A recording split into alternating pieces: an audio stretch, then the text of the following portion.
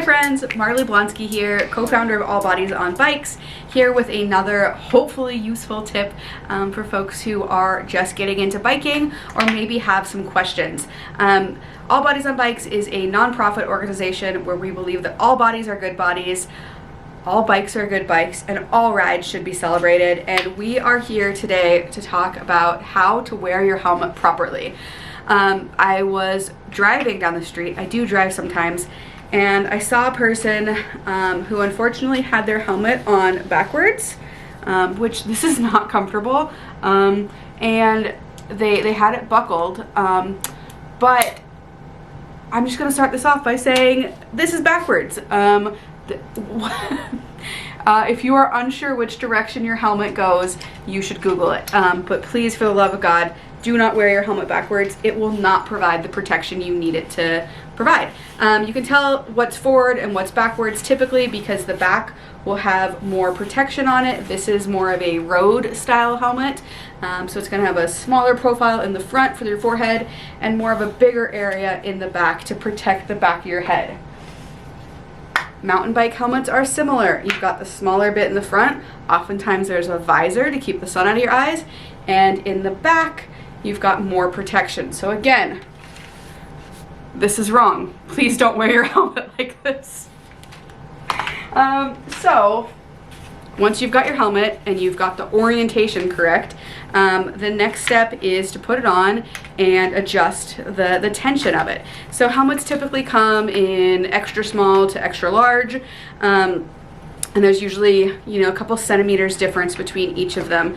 If you really aren't sure what size your head is, take a measuring tape and wrap it around your head, and that'll help you figure out what size to order. But there's some additional adjustments you can make once you have the helmet on. So you're going to put the helmet on, and what I like to do is give it a little shake before you even adjust these, because you want your helmet to be snug on your head and not rattling around. If it's too loose, I'm going to loosen mine up. You'll see that I can easily move it around, and when I shake my head, it moves quite freely. We don't want that. And so on your helmet, each one is a little bit different. You'll just want to get to know your helmet. There will be some sort of ratcheting tensioner, basically. This one is just this little belt. Give it a couple clicks down, and I typically like to do this when it's on my head. And so give it a couple clicks, and when it feels nice and snug, give your head another shake, and we're feeling pretty good. The next step is you want to strap it on. So you're going to strap it in, and I like to adjust. Let me move my hair out of the way so you can see what I'm doing. I like to adjust the little ear things before I adjust the length, because this can impact the length. So again, each helmet brand is a little bit different, but basically you want the V to hit you just below your ears on each side.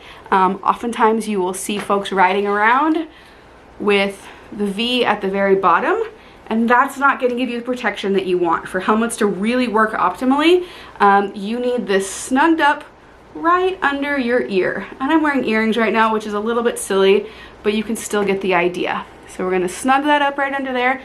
Some brands, this isn't an adjustment that you can make, and it comes pre-sewn right there. I really like Laser. They're, full disclosure, also a supporter of mine. I'll have a link to them in the bottom. It is an affiliate link, so if you use that link, I will get a small portion, and you will also get a discount, which is pretty rad.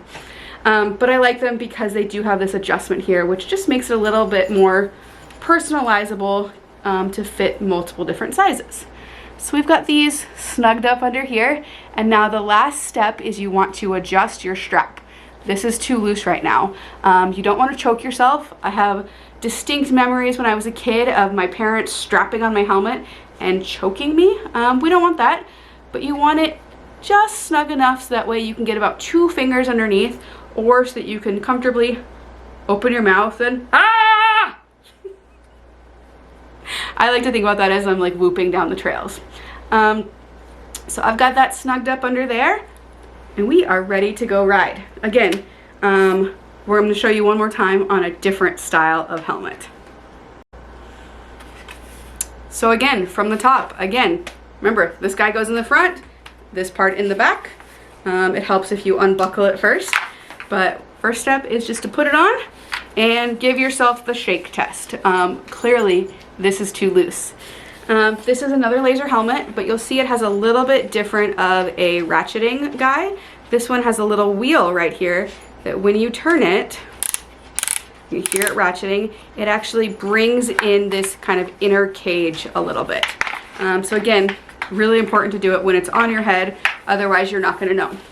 So I've got it on my head, and I'm just gonna turn this little doodad until it feels tight. So it feels pretty snug. I'm gonna shake my head again, and that's pretty good. It could probably go a little bit tighter, so another click or two. Okay, step number 2, we are going to buckle this and adjust the ears. So this one has a little magnetic buckle. It's really convenient, and my ears look pretty good because I recently used this helmet. But if they weren't, again, so this is no good. We want the little connector right up by our ears. So slide it up until it's snug, just below your earlobe.